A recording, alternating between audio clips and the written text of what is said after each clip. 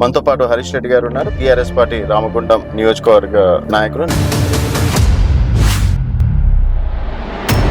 TRS party మీకు సంక్షేమ పాలన కావాలా లేకపోతే బుల్డోజర్ పాలన కావాలా అనే నినాదంతో వెళ్ళడం అనేది జరుగుతుంది.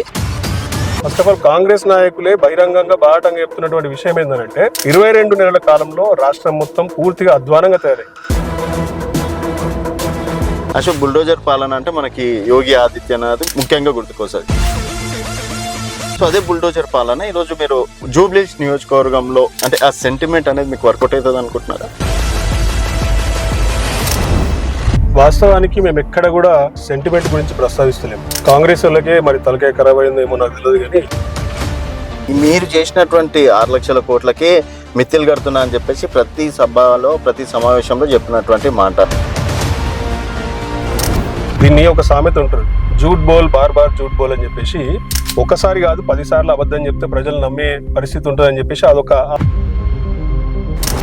అప్పు తీసుకొచ్చి క్యాపిటల్ ఎక్స్పెండిచర్ రూపంలో ఇన్ఫ్రాస్ట్రక్చర్ మీద ఖర్చు చేసినాం. ఆ ఖర్చుకు రాబడి వస్తుంది. అలా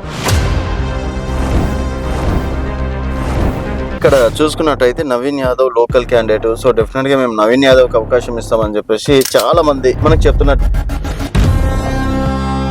కాంగ్రెస్ అభ్యర్థికి ఆల్రెడీ 3 సార్లు పోటీ చేసిండు, గెలవలేదు అంటే ప్రజల విశ్వాసం కోల్పోయింది ఆయన.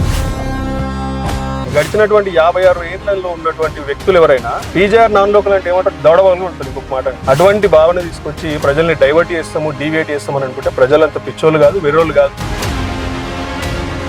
జనాల లోపలికి వెళ్తున్నారు కదండి, ఏ విధంగా ఉంది రెస్పాన్స్? మంచి రెస్పాన్స్ ఉంది. ఇంతకు ముందు గోపీనాథ్ గారికి మొన్న 17,000 18,000 మెజారిటీ వచ్చింది, దానికి మించిన మెజారిటీ వస్తుంది. కాంగ్రెస్ అధికారంలో ఉంది, రేవంత్ రెడ్డి 10 సంవత్సరాలు ఉన్నటువంటి మీ పీఠాన్ని కదిలించి ఈరోజు సీఎం సీట్లో కూర్చున్నటువంటి వ్యక్తి. సో ఇప్పుడు కూడా మీరు కలలు కనకపోతే బెటర్ ఏమో అని నా ఒపీనియన్.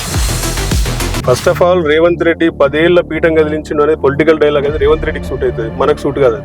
రేవంత్ రెడ్డి ఏంది, నెత్తి మీద కాలు పెట్టి తొక్కొచ్చిన లాగుల్లో తొండలు చోటిస్తా ఒక ముఖ్యమంత్రి హోదాకి తగినటువంటి భాష కదా. ఖచ్చితంగా మాగంటి సునీత గారే మంచి మెజారిటీతో గెలుస్తారు. దీంట్లో సెంటిమెంట్ కు తావులేదు.